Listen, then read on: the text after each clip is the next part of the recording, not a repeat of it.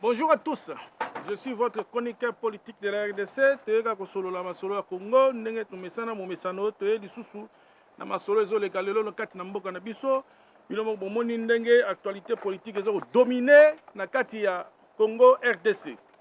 Toyeka kosolola Congo bino moko bomoni ndenge mboka na biso ezotambola na masolo moko ya kosakana te na mikolo tout ezoko tambola donc na sali il faut tolobela kaka Congo po yango nde actualité. Donc toyeka kosolola Congo mon frère et chers amis na masolo ya solola Congo. Tozali pour 10 minutes kaka pona ko développer ensemble na bino masolo ya actualité politique na biso ya Congo.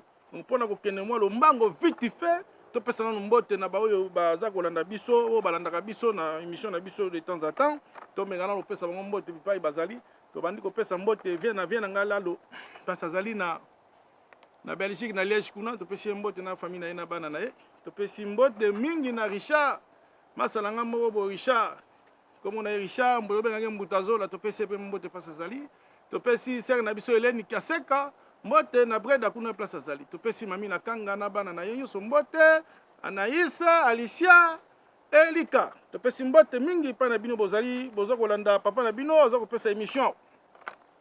Voilà donc pendant kokende mwa lombango vite fait oyebi kaka Congo lelo oyo eza kolobema masolo ebele mama politique tokomi na crise politique na mboka na biso donc eza pena crise politique actuelle.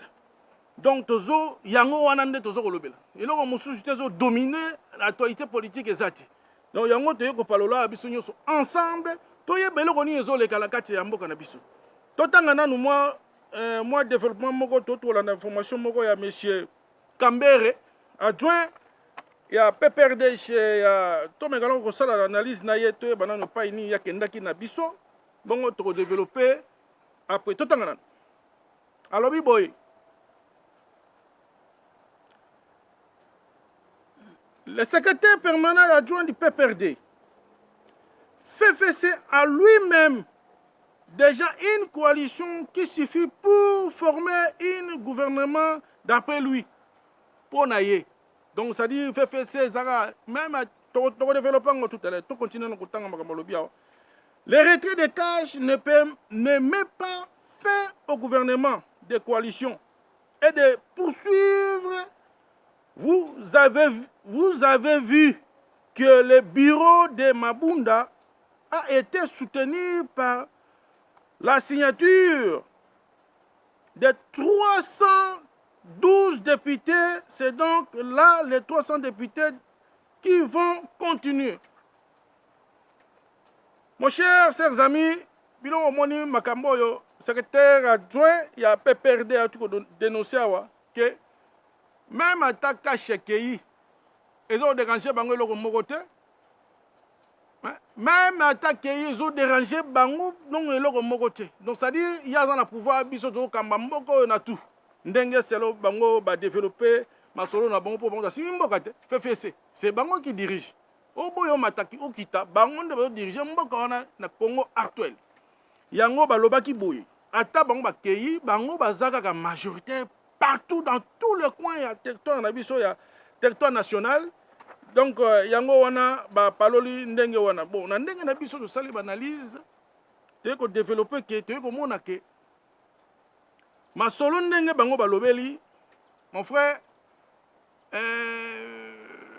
c'est-à-dire même ata Martin Fayulu akomaki président ko yokuta bango kana nzela na bango. Bon, bazota la constitution mon frère. On a une constitution. Oyo, ils ont dirigé Mboka na biso. Oyo, ils ont konzambo kanabiso, loi, Bible. C'est la Bible, mon frère. A tout automatique, qui dit Bible, on a une constitution. Il y a un monde ils ont tambo sambo kanabiso. Donc, bango bazo tambo la gana selon ma commis. Ba bongo ça m'a quitté. Ba préparer que l'on a bango, mon frère. A tout to senengeni. Constitution, ils ont permis de baser majorité partout. Il y a un tomoka no discours à mon conjoint Mboka, lobaki a tout bel là. Que ndenge asolola kina ba asali consultation na yena ba en politique yo surtout apaloli ndenge azoki ba mokano ke ba o to émission to le cas précédemment to ko solola na bino que balwa nyonso tu oyo akoredu yango obongisa yango mais ndenge toyoti kodéveloppe ndenge nauti kodéveloppe namoni ke Tshilombo ndenge bango nga nasala ni analyse ya masolo ndenge bango bakomi awa Tshilombo est seul. Tshilombo est seul. Donc il peut rien faire. Les seules choses etikali na Tshilombo kaka ndenge bawoki décision ya Assemblée nationale tout donc tout kende na maponomi mususu eloko etikali na ye ya kosala yango wana mais toyoki lelo na ntongo actualité lelo yo Jani Mabunda patie moi l'écart. Il y a les déviés qui vont gérer l'Assemblée nationale.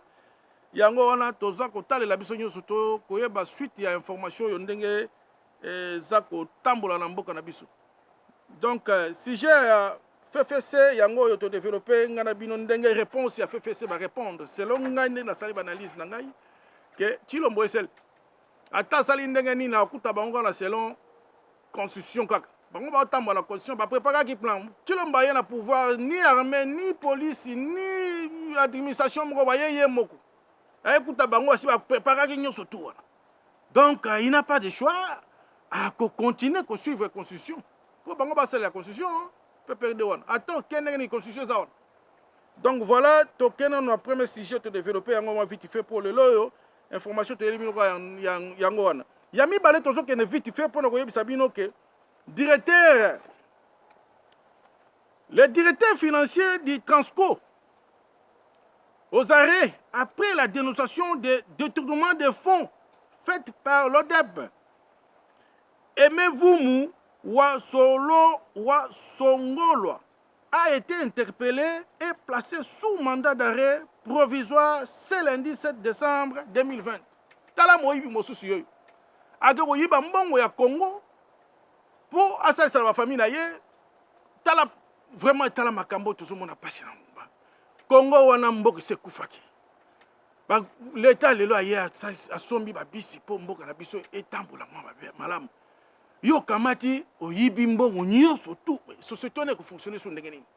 Lelo bakangi directeur wana azala kata boloko lelo yo parquet ya matete eza ko sala ba faire yo ezo landela masolo yo.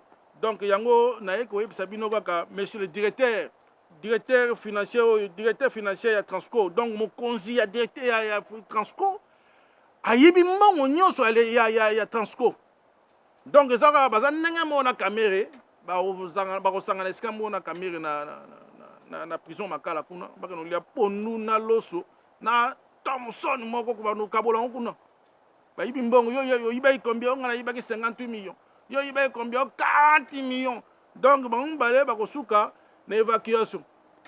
Et ça bon, mon frère. On m'a tout quitté. Et troisième sujet, nous avons développé vite fait pour nous connaître le mango. Mais tu as mingité, tu as dengue, tu as information à Tongo. Selon mon consambo, quand on a parlé information moto tout Hollanda, moi vite fait balobi boy. La désignation d'un formateur sans la démission du Premier ministre fait aggraver la crise politique. La suite des événements, on l'a trouvé dans son allocation où il évoquait la dissolution de l'Assemblée nationale aux conditions fixées à l'article 148 de la Constitution. Même alors, il faudra organiser les législatifs anticipés. Alors, avec quel bureau de la CENI et avec quelles ressources financières? Mon frère, mboka zade okufa. Batu wana bapiya nyoso tout. Tshilombo ekute loko moko te. Bapiya tout avant bakende. Alors, Kabila, Tshilombo peut rien faire. Ndenga azwi makanisa ko décision à l'Assemblée nationale wana. Eza makanisi ya malamu. Eza vraiment malamu. Ba décision à l'Assemblée on a tout pour ma ponomie au Salama en 2023. Parce que dans le moment où il y a 2 ans, on a l'élection pour 2023, dans quel sens? Ils ont la sensité. Donc, l'élection est atteinte. bakopotanaka na élection wana na soki bameki kozwa solution ezwami te batindela armée bakangi kaka assemblée nationale bastoppe na désordre esalama na kati ya assemblée nationale wana et puis voilà solution ekozwama mbala moko élection kosalama na 2023 parce que moyen eza te ya kosorganize baélection ya pas moyen ya pas l'argent mon frère mbongo eza te kongo eza na mbongo lisusu te keli seni ezalaka susu seni eza na mbongo na Congo wana pour organiser l'élection eza te bokonzi ya seni aza te seni eza te seni existe plus mbongo eza te